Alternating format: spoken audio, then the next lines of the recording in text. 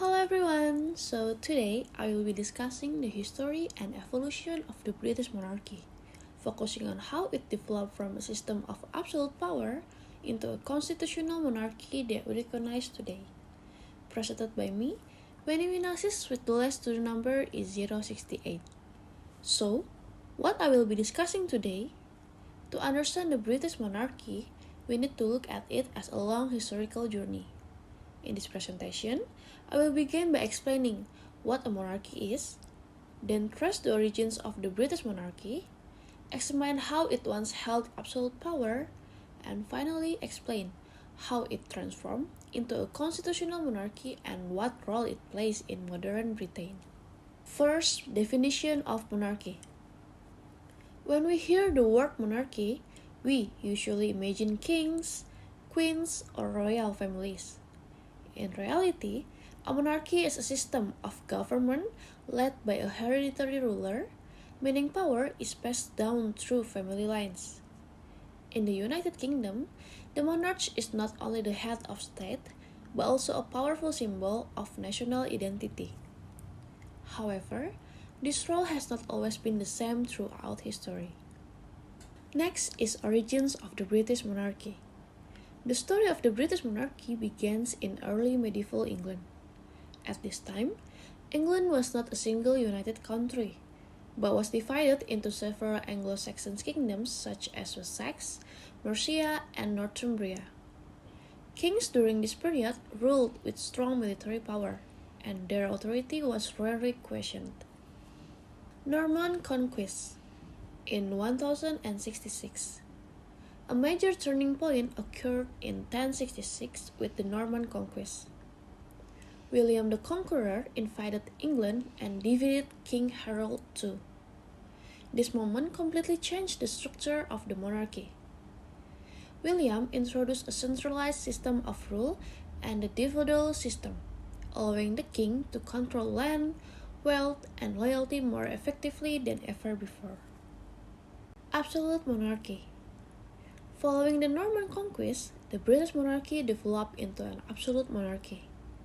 This meant that the king held power over lawmaking, governance, and justice. Royal authority was justified through the belief in the divine right of kings, which claimed that monarchs were chosen by God. During this period, Parliament existed, but it had very little influence.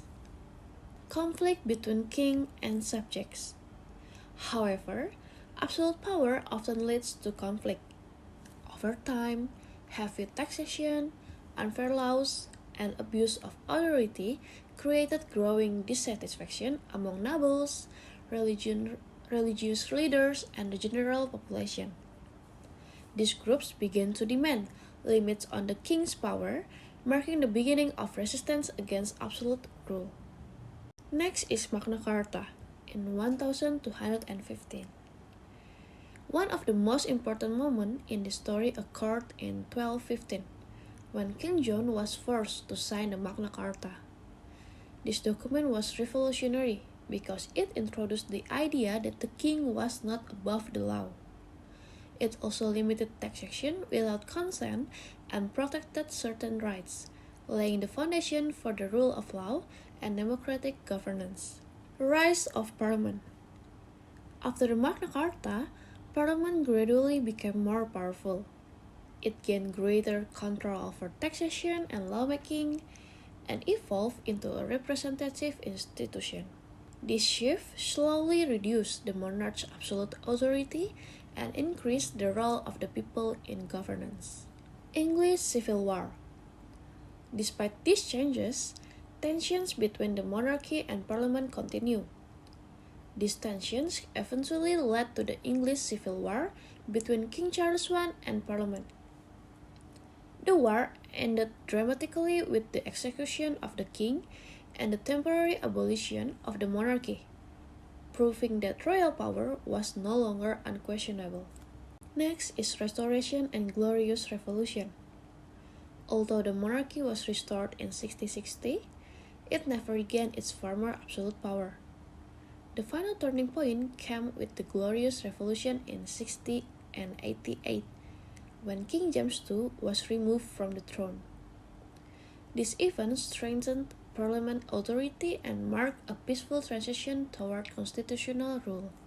Bill of Rights in 1689. The changes brought by the Glorious Revolution were formalized in the Bill of Rights of 1689.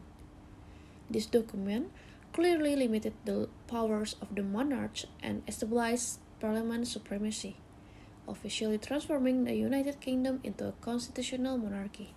Constitutional monarchy. Under a constitutional monarchy, the monarch remains the head of state, but political power is exercised by elected officials such as parliament and the prime minister. The monarch acts according to the constitution and perform mainly ceremonial and symbolic duties. Next, we talk about modern British monarchy.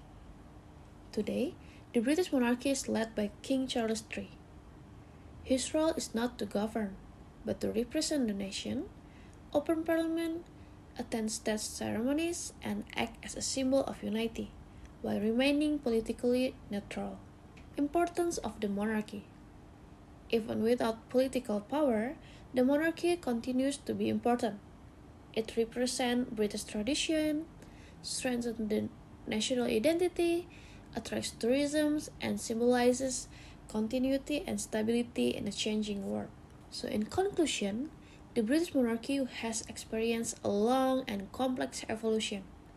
It began as an absolute system of rule, but gradually transformed into a constitutional monarchy.